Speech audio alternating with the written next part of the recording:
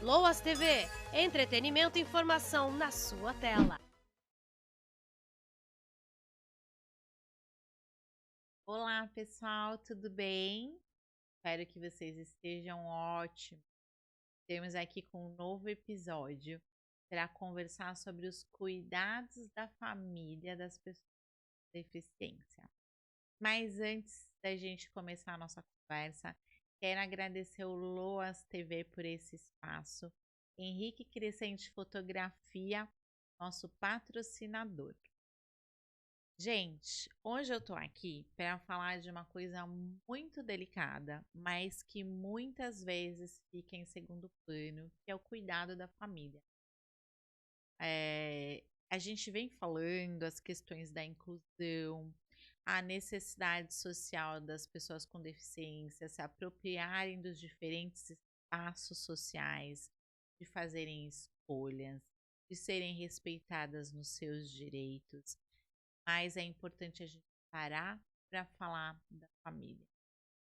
Muitas vezes é a família, e entendam família aqui, gente, não só a família consanguínea, mas aquelas pessoas que de fato fazem diferença na vida. Nossa, que estão ali lado a lado, correndo, ajudando, apoiando. São as pessoas que muitas vezes auxiliam nos percursos que a gente vai desenvolver aí mundo afora. Que para alguns é a família, para outros são amigos, próximos, colegas que vão fazendo esses papéis.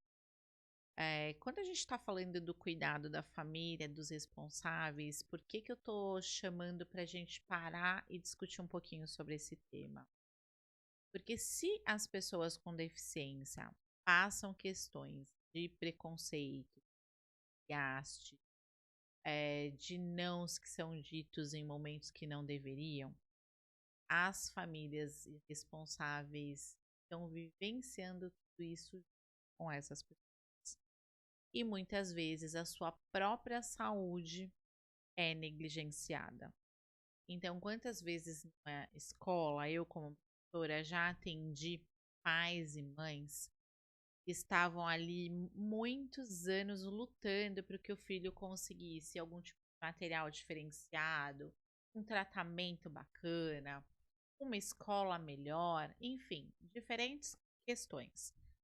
Mas quando a gente voltava para a pessoa, para perguntar: e você? Como é que você tem se cuidado? O que você tem feito de bom para você? Como é que estão seus dias, suas tardes, suas noites? Qual é o momento que você tem que é somente seu? Muitas vezes essa pergunta era respondida da seguinte: eu não tenho tempo só para mim. Eu vivo para o meu filho. Eu não tenho escolha. Eu não tenho com quem dividir. E aí, gente, a gente está falando aqui de questão de saúde.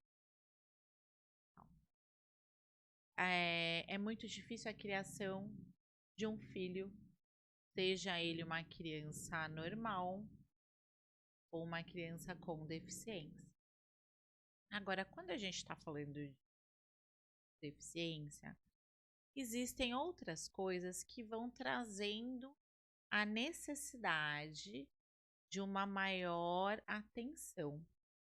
Muitas vezes a criança com deficiência, por exemplo, pode ser mais dependente ou pode ficar numa fase um tempo maior. Vamos dar um exemplo aqui. Você tem uma criança pequena, se estiver tudo ok com ela, ela vai falar, andar, comer sozinha. Mas aí vamos transportar isso para uma criança que tem algum tipo de deficiência que talvez ela não coma sozinha, ela não ande sozinha ou ela não fale verbalmente como a gente está acostumado a falar. Que a gente já falou aí nos outros programas como é que a gente pode falar por meio de pranchas de comunicação, libras e por aí afora. Que essa comunicação aqui que a gente faz não é só essa, né, que se dá, tem outras formas.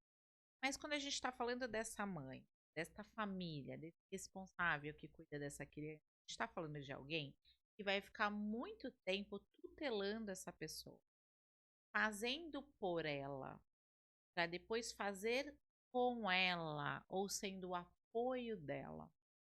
E aí isso requer o quê? Requer o tempo da pessoa, requer a habilidade física, requer a questão mental. Ela precisa estar bem para ajudar o outro. Só que ninguém está bem o tempo todo. Ninguém está fisicamente bem, mentalmente bem o tempo todo. Né? É estranho se você estiver sempre com alguém super sorrindo o dia inteiro, não é assim. Normalmente a gente tem a vida e vai oscilando.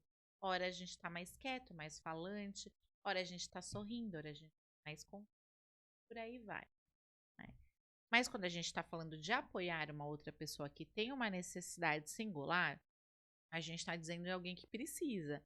E pensando, se colocando no lugar do outro, sendo empático, se a outra pessoa precisa, então eu vou de fato esquecer se eu tô com dor, se eu tô com sono, se eu tô cansada e vou auxiliar aquela pessoa. Claro, isso é uma coisa ruim? Não, você ser empático, se colocar no lugar do outro e fazer, ajudar o outro, isso não é de forma alguma ruim. No entanto, isso está exigindo de você um esforço físico, mental, um esforço de dedicação de tempo, e que aí está custando a sua saúde. E pode te levar a desenvolver diferentes tipos até de doença. Então é muito comum a gente ter, às vezes, estudante com deficiência super bem cuidado, fazendo 1000 terapias, porém os seus pais não conseguem ter 1 hora do dia deles para passar numa psicoterapia para falar como se sentem. E aí vão guardando aquilo e adoecendo e apresentando sintomas durante a vida. E aí esses sintomas vão dificultando na relação que poderia ser saudável, comum com aquela criança, vão virando algo que não é tão saudável. E aí aparecem diferentes tipos de manifestação. Então a ideia, gente, é o bom senso. É pensar o que eu posso fazer pelo outro sem que custe a minha própria saúde. Ou ok, já fiz muito pelo outro, já custou minha saúde, olha, já tô com a dor aqui, que é um esforço repetitivo, ou tô com uma necessidade tal que tô percebendo, ainda dá tempo de resgatar? Ainda dá tempo de fazer alguma coisa? Então vá e faça. A gente não pode ser o tempo todo pai, mãe, tio, irmão. A gente precisa, para desenvolver os diferentes papéis, para que a gente se desenvolva como um ser humano comum. Então, eu tenho o papel de mulher, tenho o papel de mãe, eu tenho o papel de filha, eu tenho o papel de amiga, e esses papéis são importantes. Quando a gente coloca aí tudo numa balança, ela precisa estar equilibrada. Dá para tá um pouquinho maior aqui ou um pouquinho maior ali. Equilíbrio. O equilíbrio vai dizer da sua saúde. E aí, gente, isso é uma condição de nós nos conhecermos e pensarmos de fato no que necessitamos, porque para cada família é um tipo de coisa, né? Tem famílias que são grandes e conseguem, por exemplo, dividir os dias, fazer uma rotina diferente. Por exemplo, ó, segunda-feira eu cuido do meu irmão de manhã. Já na terça é a minha tia que vem me ajudar. Na quarta-feira eu não cuido de ninguém, eu vou fazer um esporte, ou eu vou caminhar na praia, ou eu fico 1 hora tomando sol. Então vocês precisam pensar nessa rotina não só em função da pessoa com deficiência, mas em função da dinâmica familiar. O que essa família precisa? Porque a família precisa estar bem para ajudar essa pessoa. Então vocês precisam do quê? É de passeio, é de conversa, é de momentos ao ar livre, é de momentos conjuntos, é a família cuidando da própria casa, fazendo a própria alimentação, enfim. Como é que vocês, como família, gostam de fazer as coisas? E o que ficou lá para trás, quando que você diz, ah, não, isso aqui não tá mais para você supostamente acha que não tá, mas que agora você vai retomar. A outra coisa que é importante de falar, quando a gente tem um casal, e aí é qualquer casal, tá, gente? Depende aí dessas questões de de gênero, um casal.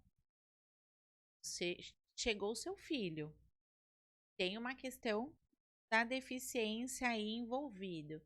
Você olha para outra pessoa do mesmo jeito, você fala para jeito, você propõe questões afetivas do mesmo jeito que você propunha antes da chegada do filho? Isso já acontece naturalmente, né, com uma criança que não tenha deficiência. Os casais precisam voltar a se olhar, se colocar no papel de casal. Então, é importante que vocês tragam essas discussões para a família, e que vocês façam os acordos coletivos que são importantes, as coisas que são importantes para a família de vocês. E aí é por isso que não vai ter manual nenhum.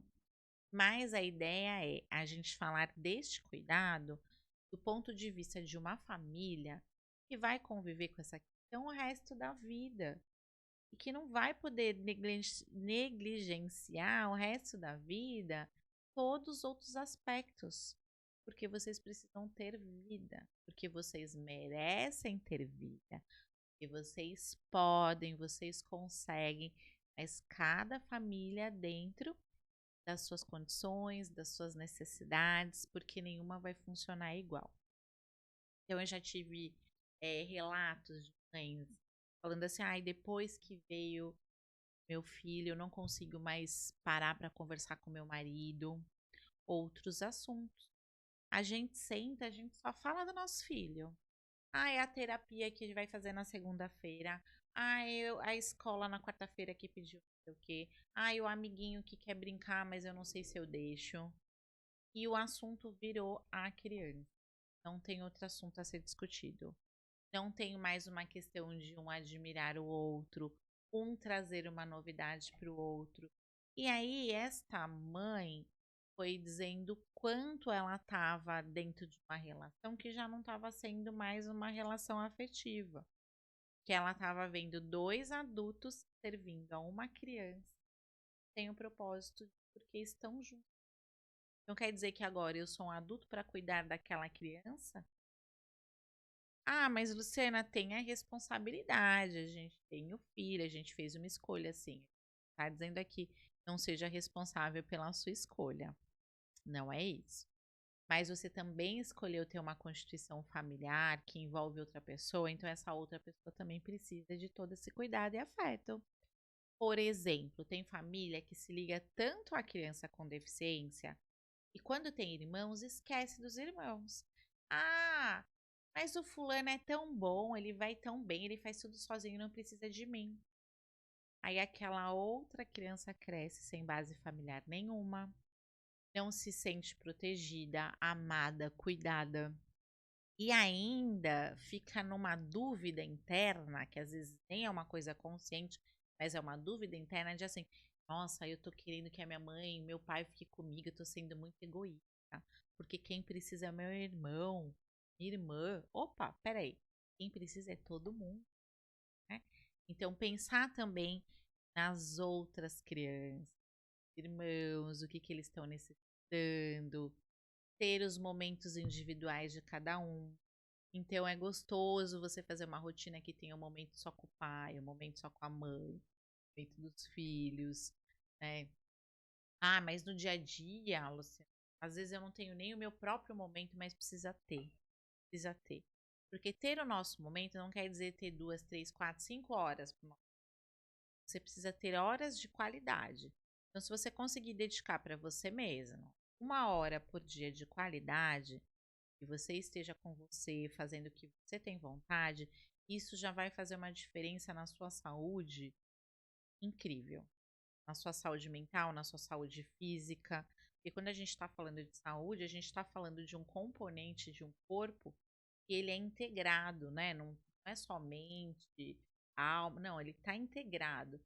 Então, se você cuida desta máquina, se você dá a esta máquina momentos de alegria, prazer, momentos de descanso, momentos que te faça bem, todo o resto vai funcionando.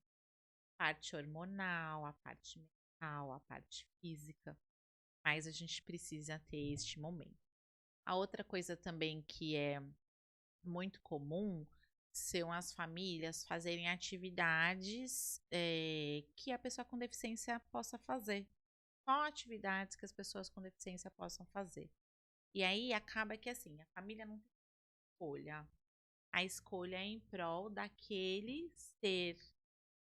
O que pode acontecer com isso também? A gente pode estar dizendo para aquela pessoa, mesmo sem querer, que é ela que manda, que é só o desejo dela que importa, que é ela que sempre vai fazer as escolhas. Então a gente também está desenvolvendo aí um ser humano diferenciado e que a gente precisa pensar sobre isso, né? Porque as escolhas precisam ser coletivas, ser respeitadas, precisam ser queridas por todos. Não dá para só aquele lá desse.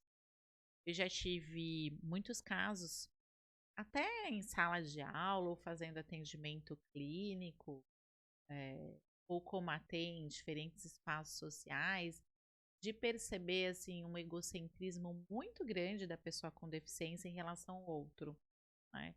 Já por conta da deficiência, é meio que a pessoa diz assim: "Ah, mas eu já passo tanta coisa, ainda vou ter que ficar me preocupando com o outro".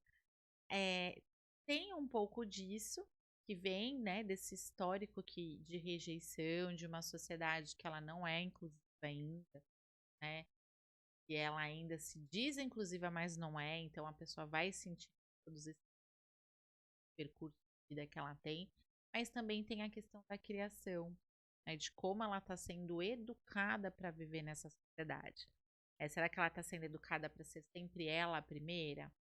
Um exemplo, teve um colega, ele tem um filho com deficiência intelectual e ele foi para um parque aí famoso. E aí as pessoas com deficiência intelectual nesse parque podiam passar na frente. Aí ele ficou super feliz me contando isso. Ai, eu fui no parque, ai, levei ele, aí a gente podia ficar indo várias vezes, passava na frente na fila. Aí eu pensei, ué, mas ele tem deficiência intelectual. O comportamento dele é tranquilo. Ele poderia ficar na fila, como qualquer outra pessoa. Ele não tinha nenhuma questão de agitação. Sim, ele poderia ficar na fila. E aí ele precisa fazer uso desse direito? Ah, Luciana, mas ninguém gosta de ficar na fila. Não, ninguém gosta mesmo, né? O ideal é que nem teria fila para esse tipo de coisa. Você tá indo se divertir ou para ficar na fila? Mas enfim, o que eu tô querendo dizer aqui é o pai feliz de usar o direito do filho, benefício próprio. E aí ele tá levando uma criança, só que a criança tá vendo o pai fazer. Sabe aquela coisa que a gente vê em escola, aquelas filas? Isso eu acho que é comum em toda a cidade, né? A entrada e saída de escola, a fila de carro no meio da rua, respeitando nada, para pegar o filho. Ah, eu vim pegar meu filho, eu tenho direito de parar o carro onde eu quero. Você já está trazendo aí um aprendizado para o seu filho. Então é disso que a gente está falando. Que aprendizado de vivência comunitária você traz para sua criança? Que é sempre primeiro, que é só ela, que é só a vez dela, que você não tem direito nenhum, que você não tem voz, que você não tem necessidade. Será que é isso que você quer? Eu acredito que não. Então, gente, eu dediquei aqui esse tempo para a gente pensar nos nossos desejos, nas nossas necessidades, para que você pare aqui depois de ver esse programa, respira, reflete um pouco, pensa o que é que eu gostaria de estar fazendo neste momento. E aí, quando você for responder essa pergunta, o que dá para que dá para retomar? O que é gostoso de fazer que você fazia, que dá uma saudade, mas que ainda você pode fazer? Só deixou lá no cantinho. Como é que você pode cuidar da sua saúde? Ou como é que você pode fazer uma prevenção para que você não tenha um problema de saúde? Que tipo de médico você precisa passar para ver se está tudo ok? Ah, prevenção. Como assim, Luciana? Físico para fortalecer musculatura e ajudar nas questões emocionais, a caminhada, fazer uma boa leitura para que você esteja com a sua mente limpa, bons pensamentos, conversar com outras pessoas para que você descarregue energia, troque energia, receba informações diferenciadas, enfim. São inúmeras questões que a gente pode pensar aqui. Mas a ideia é parar hoje, pensar o que dá para ser feito, resgatar e se colocar nesse lugar de direito. Você tem direito a ser feliz, a viver coisas boas, porque uma família bem cuidada vai reverberar no filho. Quanto mais feliz você estiver, mais feliz o seu filho estará. Quanto mais seguro você estiver, mais seguro seu filho estará. Então pensem muito bem nisso. É a dica que eu queria deixar aqui. Agradecer a participação de vocês com todos os recadinhos e dizer, deixa sua pergunta, acessa o canal, vai lá no sininho e tire as dúvidas que vocês tiverem. A gente vai conversando aí nessa trajetória que não é fácil, mas é possível de ser caminhada coletivamente. Um grande beijo, até o próximo episódio.